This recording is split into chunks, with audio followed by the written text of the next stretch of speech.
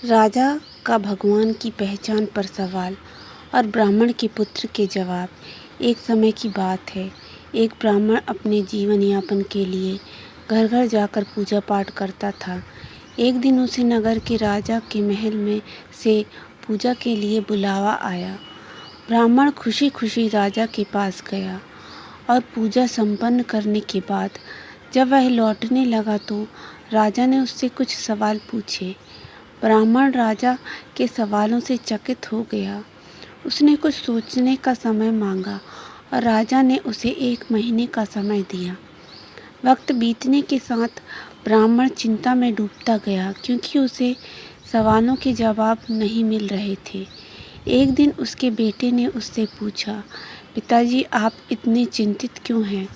ब्राह्मण ने अपने बेटे को बताया कि राजा ने उससे भगवान के बारे में सवाल पूछे थे, लेकिन वह जवाब नहीं दे पाया। ब्राह्मण के बेटे ने कहा, पिताजी मुझे बताइए, मैं राजा को जवाब दूंगा। 1 माह पूरा होने पर ब्राह्मण अपने बेटे के साथ राजमहल गया। राजा ने बेटे से वही सवाल पूछे। ब्राह्मण के बेटे ने कहा राजा से, हे राजन, क्या आपके राज्य में पहले अतिथि का सम्मान नहीं किया जाता? राजा थोड़े संकोच में पड़ गए और बेटे को सम्मान के साथ बैठने का स्थान दिया। फिर जब सेवक दूध का गिलास लाया तो वह बेटे ने दूध में अपनी उंगली डालकर उसे बाहर निकालने लगा। राजा ने पूछा, आप यह क्या कर रहे हैं? ब्राह्मण के बेटे ने कहा, मैं देख रहा हूँ कि दूध में मक्खन कहाँ है। राजा ने उत्तर दिया, मक्खन तो दूध में होता है पर दिखाई नहीं देता।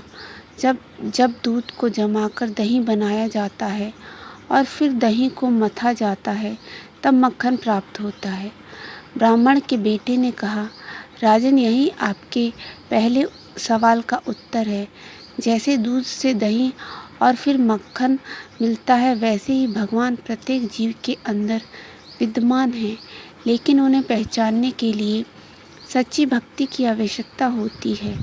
ध्यानपूर्वक भक्ति करने पर आत्मा में छिपे भगवान का आभास होता है।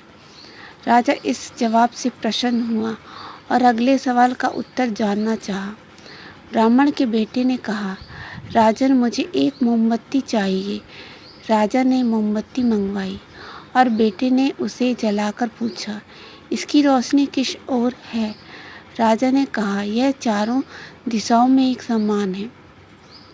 ब्राह्मण के बेटे ने कहा, राजन, यही आपके दूसरे सवाल का उत्तर है। भगवान सर्वदर्शी हैं और उनकी नज़र सभी प्राणियों के कर्मों पर होती है। राजा अब अंतिम सवाल का उत्तर जानने के लिए उत्सुक हो गया। ब्राह्मण के बेटे ने कहा, मुझे आपकी जगह पर और आपको मेरी जगह पर आना होगा। राजा ने सहमति दे दी। ब्राह्मण का बेटा राजा के सिंहासन पर बैठ गया और कहा, राजन, आपने पूछा कि भगवान क्या कर सकते हैं? भगवान यह कर सकते हैं कि वह मुझे जैसे रंग को राजा बना दे और आपको मुझ जैसा साधारण व्यक्ति के स्थान पर लाएं। यही आपके अंतिम सवाल का उत्तर है। राजा ब्राह्मण के बेटे के इस उत्तर से बहुत खुश हुआ और उसे अपना सलाहकार बना लिया। इस कहानी से यह समझ में आता है कि भगवान हर जीव के हृदय में निवास करते हैं। यदि हम भगवान के साथ प्रेम करेंगे तो वह हमें सही मार्ग दिखाएंगे। इसलिए हर जीव को पूजा पाठ और भजन कीर्तन करना चाहिए ताकि वह अपनी अंदरूनी शक्ति से जुड़ सके जो उसके भीतर ही है, लेकिन उसे पहचान नहीं पा रहा। इस कहानी में राजा के सवालों का उत्तर ब्राह्मण का पुत्र बहुत सहजता से देता है। भगवान कहाँ निवास करते हैं? हर जीव के हृदय में। उनकी नज़र किस ओर है? सर्वत्र। भगवान क्या कर सकते हैं? समय के अनुसार एक साधारण व्यक्ति को भी राजा बना सकते हैं। इन उत्तरों के माध्यम से भगवान की पहचान एक गहरा संदेश हमें मिलता है कि भगवान सर्वव्यापी हैं और उनकी दृष्टि हम सभी पर होती है।